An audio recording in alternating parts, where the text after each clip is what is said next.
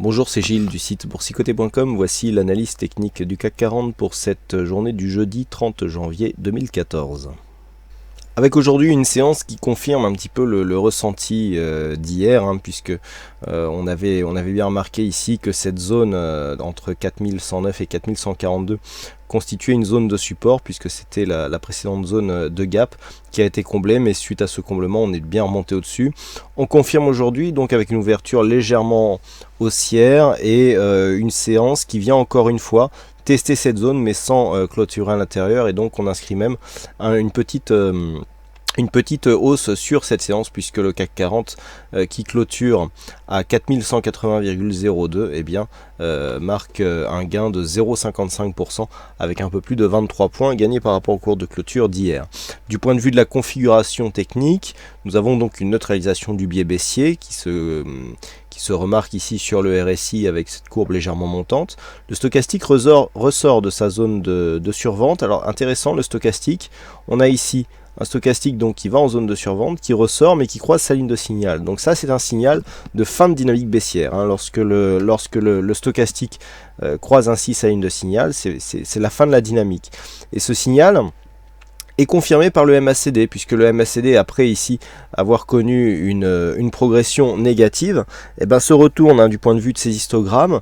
Donc un MACD qui s'utilise mieux avec les histogrammes pour ce qui est des retournements, même si certains l'utilisent avec notamment les moyennes mobiles qui le constituent pour détecter les tendances. Là, on se sert juste de l'histogramme pour détecter les retournements, et on se sert des tendances avec les oscillateurs plus classiques. Donc là, on comprend bien que du point de vue des histogrammes, nous avons un retournement de la tendance qui est en train de se mettre en place. Toutefois, parce que j'ai quelques messages en fait sur le MACD. Le MACD, il faut le voir comme un indicateur de dynamique. Le fait que nous ayons ici cette phase baissière nous indique que la dynamique est baissière. Le fait que l'on se retourne ici dans cette zone montre qu'il y a une fin de dynamique baissière. Alors il arrive que le retournement ne se fasse pas forcément. Par exemple ici sur cette phase, on était bien baissier effectivement, et puis là on se retourne. Vous voyez que le retournement n'intervient pas immédiatement, mais il intervient juste après. C'est parce qu'en fait l'indicateur a détecté une dynamique moindre. Alors on le voit bien ici sur cette phase, puisqu'on a ici une dynamique forte avec des bougies qui sortent bien ici des bandes de Bollinger. On a ici une petite hésitation, réintégration dans les bols, et on continue à descendre. Mais cette réintégration est intégré ici comme une dynamique moindre, et donc le MACD ici se retourne pour donc nous indiquer un prochain retournement. Donc là, pour une fois qu'un indicateur donne les retournements en avance, en général les moyennes mobiles ont un peu de retard, bien là ça arrive qu'on ait des mouvements en avance sur ce MACD. Donc voilà une petite précision, parce que vous êtes quelques-uns à me poser des questions sur le fonctionnement du MACD, et notamment pourquoi je n'utilise que les histogrammes. Du point de vue des volumes, ce qui est intéressant, c'est que même si ces volumes ici sont en baisse par rapport aux précédentes séances, ils continuent à s'inscrire au-dessus de la moyenne. Donc ça, c'est assez intéressant. Ces volumes ne confirment pas la volonté de retournement, il n'y en a pas assez, mais ils nous montrent que même quand la séance est haussière, il y a quand même du monde sur les marchés, donc il y a des acheteurs qui font monter les cours.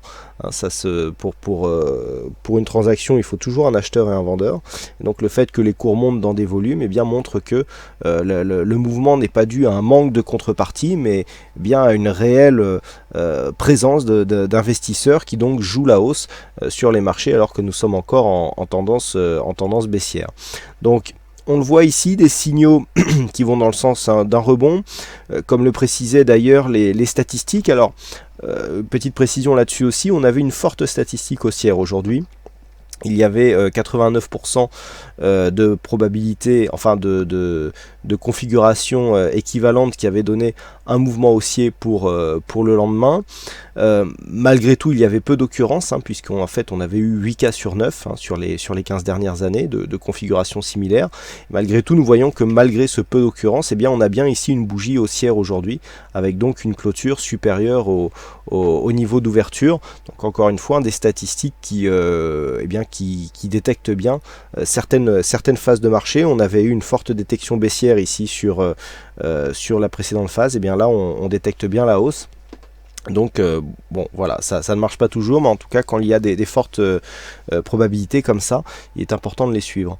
Donc là on confirme en fait ce biais haussier qui était indiqué statistiquement, qui est confirmé ici par les indicateurs, et donc qui confirme que ce gap ici constitue une zone de support intéressante et jouable. C'est la troisième séance qui vient tester cette zone, qui vient tester la zone de gap, mais qui n'arrive pas à clôturer à l'intérieur de celle-ci.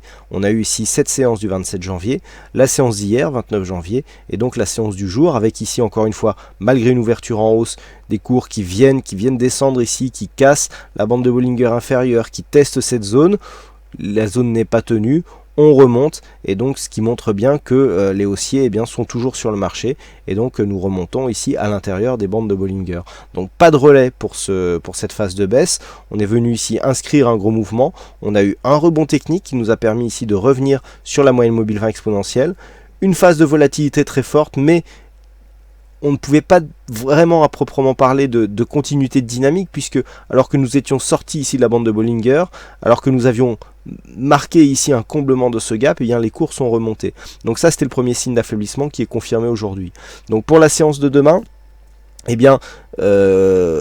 toujours dans la même veine, il faudrait maintenant confirmer, je dirais, ce rebond technique. Ce matin, je vous disais, sur une cassure ici d'une zone intermédiaire à 4166 ou 4170, on avait une zone de plus haut ici, l'objectif se situait à 4225. 4225, c'est cette zone ici de résistance majeure. C'est encore en cours, puisqu'au moment où je vous parle, les futurs ont cassé ici le niveau des 4200 et s'attaquent ici à la zone des 4206-207. Donc on est vraiment dans une dynamique où les 4225 ici sont à portée, et nous avons un report d'amplitude qui est beaucoup plus visible en intraday, qui est d'ailleurs abordé dans l'analyse intraday, qui est visible et qui définit cet objectif. Donc sur cette phase, tant que l'on reste ici sous 4225, on est toujours potentiellement dans un biais baissier court moyen terme. Tout simplement parce que lors de cette phase de hausse, nous avions ici les 4226 points qui étaient définis comme, qui définissaient une zone de support. On a eu cassure ici avec inscription du nouveau plus haut, et suite à cela, on a eu cassure de cette zone, et on est revenu chercher cette zone ici comme une résistance. Donc tant que l'on reste ici sous cette résistance qui était précédemment support, nous avons un biais baissier en cours, et donc il faudra vraiment casser cette zone à la hausse pour espérer neutraliser cette première dynamique et revenir à une tendance un peu plus haussière. Donc la zone à surveiller pour demain, si tant est que les cours continuent à monter. Alors 4200, 4195 est une zone intermédiaire. La zone vraiment qu'il ne faudrait pas casser pour ne pas casser cette dynamique, c'est 4142. Donc ça, c'est pour demain. 4195, donc zone intermédiaire, et surtout à la hausse, donc on surveillera 4226, 227. Une cassure de cette zone, et notamment en clôture, serait très intéressante et donc donnerait un gros signal d'affaiblissement de cette phase baissière, et donc elle serait totalement invalidée sur une cassure du plus haut de cette séance, donc de la séance d'hier, qui se situe à 4246 points. Donc une cassure des 4246 points, et donc par extension ici de cette zone des 4249, invaliderait totalement la continuité ici de cette phase baissière. Voilà donc ce que l'on peut dire sur cette analyse technique du CAC 40. Alors aujourd'hui, il y avait un fixing, c'est encore la vague qui gagne sur cette session, donc bravo à toi Stéphane, et puis quant à moi, il ne me reste plus qu'à vous souhaiter à toutes et à tous une bonne soirée, bonne chance dans vos prochains trades, et on se retrouve donc dès demain pour d'autres analyses techniques en vidéo. Bonsoir à tous.